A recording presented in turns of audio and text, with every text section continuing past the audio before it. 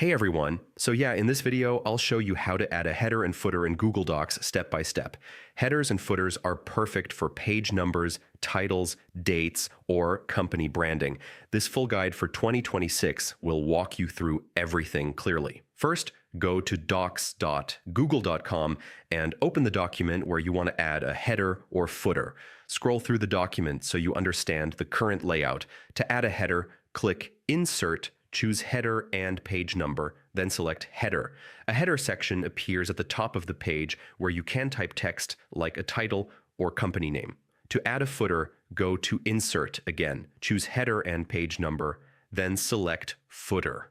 The footer appears at the bottom of the page and is commonly used for page numbers or dates. If you want page numbers, go to Insert, then Header and Page Number, and choose Page Number. Select whether you want them at the top or bottom. Page numbers update automatically. You can format header and footer text just like normal text.